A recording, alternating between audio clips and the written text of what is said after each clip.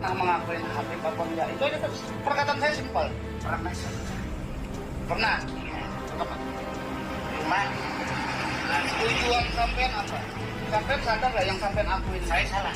Ya sekarang salah, tapi Enggak, saya sekarang gini. Masalahnya gini, tindak lanjut sampean mengakuin Habib. Sampean tahu lah siapa yang sampean sakitin. kata Itu ada film itu anak kuasa itu yang pernah membimbing sampean, yang pernah sampean saya nggak pernah. merasa Nggak merasa. Hah? Nggak tahu sama saya. Saya nggak pernah. Demi Allah kita kasih di kantor orang Itu bodoh. nggak pernah. Mbak. Engkau ku hargai.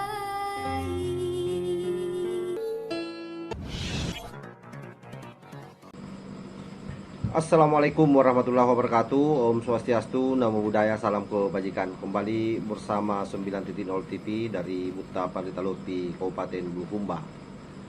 Video yang saya sematkan di awal itu satu perlakuan yang sangat biadab dan kurang ajar, di mana seorang kiai yang dipersekusi sampai berlaku tidak sepantasnya ya sebagai seorang pencinta habaib, atau boleh saja habaib. Kenapa? Karena sejak pagi video ini sudah beredar viral di grup-grup WhatsApp, dan saya belum mendapatkan informasi yang konkret kejadiannya di mana, siapa pelakunya, apakah oknum habaib. Tapi apapun itu, bahwa siapapun juga pelakunya dan siapapun kiai yang diperlakukan seperti itu, saya kira ini perlakuan yang sangat tidak manusiawi, yang menurut saya ini sangat tidak beradab. Seorang orang tua dipersekusi dengan sangat kejam oleh oknum tersebut. Oleh karena itu, tentu hal ini semakin membuka kesadaran kita bahwa ketika agama hanya dijadikan sebagai simbolitas belaka, tidak menjadi substansi dan tidak menjadi tataran nilai di dalam pikiran dan tindakan kita, maka inilah efeknya. Karena itu kalau kita perhatikan siapa yang berperilaku barbar tersebut, coba kita lihat dari segi celananya. Saya tidak mengatakan bahwa orang-orang yang memiliki celana cingkrang seperti ini semua berperilaku buruk seperti yang ada di dalam video tersebut. Tapi itulah fakta yang ada, data yang ada hari ini yang tersampaikan di kita semua.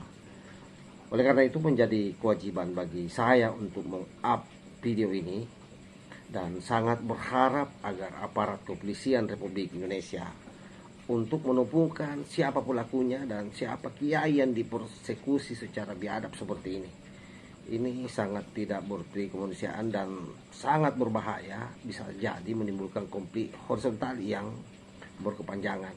Dan lagi-lagi kalau kita dengar narasi pembicaraannya itu terkait soal nasab, terkait soal orang-orang yang tidak percaya terhadap habaib sebagai cucu Rasulullah. Nah, itu mau diapa lagi?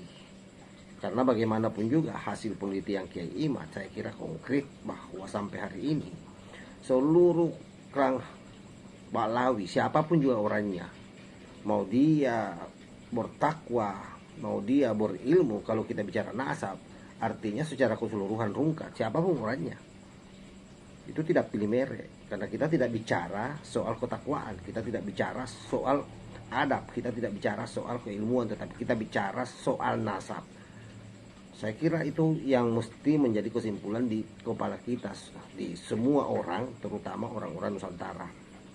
Oleh karena itu, sekali lagi, perlakuan-perlakuan seperti ini pasti ke depan acap kali akan terjadi bila mana aparat kepolisian tidak tegas menindak orang ini.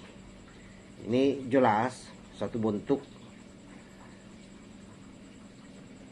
persekusi yang nyata di depan mata kita, dan bagi saya pihak kepolisian pasti tidak akan repot untuk menemukan ini kalau memang betul-betul mau memproses orang ini. Tetapi kalau ini tidak diproses, maka ini bisa berefek luas orang akan menganggap bahwa pihak kepolisian Republik Indonesia berpihak kepada salah satu pihak.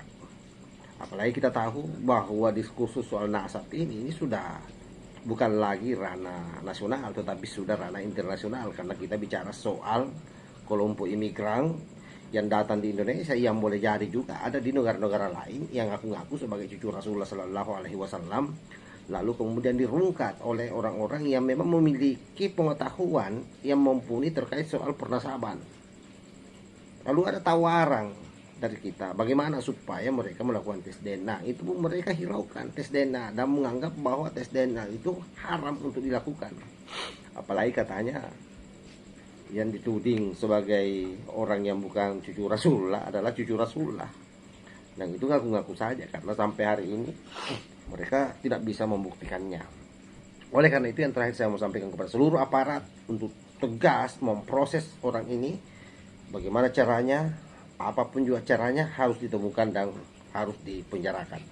Wassalamualaikum warahmatullahi wabarakatuh.